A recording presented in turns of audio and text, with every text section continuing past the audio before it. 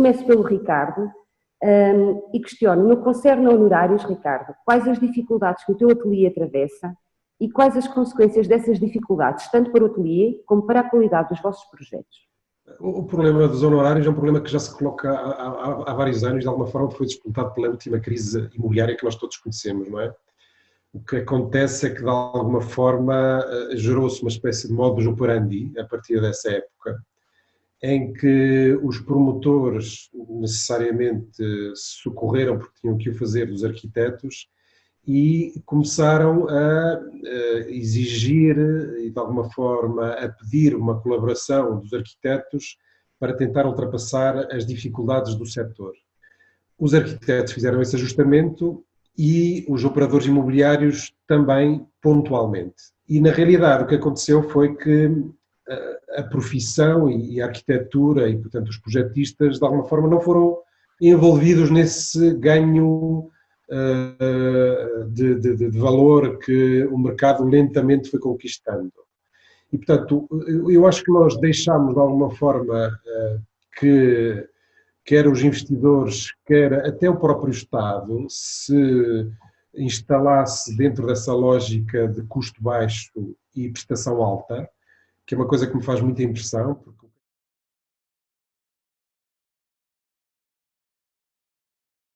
a arquitetura não é uma questão de imagem, como todos sabemos, não é?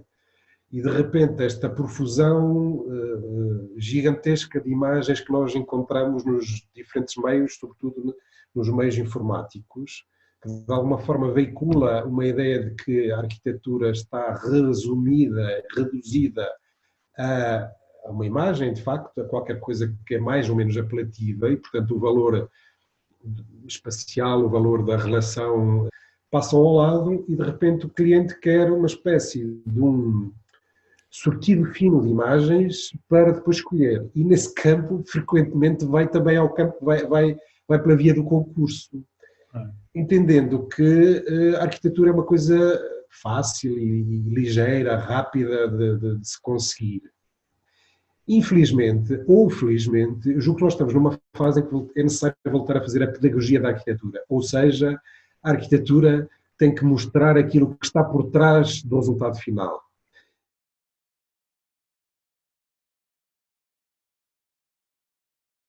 Neste momento, a pedra de toque da profissão são os honorários. E prende-se com os honorários. Porque não é possível termos um exercício de profissão digno, capaz, sem sermos remunerados para tal. Porque depois isto é uma cadeia que vai por aí fora. Depois, sem cobrar os honorários adequados, não se pode pagar razoavelmente aos colaboradores e por aí adiante. Porquê é que o trabalho dos arquitetos é cobrado à taxa de 23% de IVA? Será que a arquitetura é de facto um luxo? Será que a arquitetura para todos não pode existir? Ou seja, a nossa candidatura defende a arquitetura para todos. Porquê é que a arquitetura é cobrada a 23%? De repente, os arquitetos, como são uns fiches, não é? E uma gente que faz as coisas por prazer, devia oferecer o seu trabalho. Eu gostava de saber se um médico, porque gosta de operar, oferece a sua operação. Gostaria de saber se um advogado, porque gosta de defender uma causa, oferece essa causa, etc, etc. Uma coisa que temos debatido volta e meia entre mim e o Ricardo é que essa mais-valia da arquitetura tem que ser valorizada também nos próprios honorários. Quer dizer, nós temos que, de algum modo, encontrar aqui uma fórmula em que isso seja devidamente valorizado. Eu defendo, eu sei que as tabelas, que é impossível de voltar às tabelas ou que há muita dificuldade porque a legislação não nos permite. Mas eu acho que nós temos que criar uma espécie de um código de conduta e de padrões de referência que nos digam, com este grau de dificuldade ou com este valor, os honorários deviam se situar entre X e X. Isto não é impositivo, não é? Eu acho que devia haver o mínimo de regra, porque senão é a lei da selva. Ninguém se entende com isto.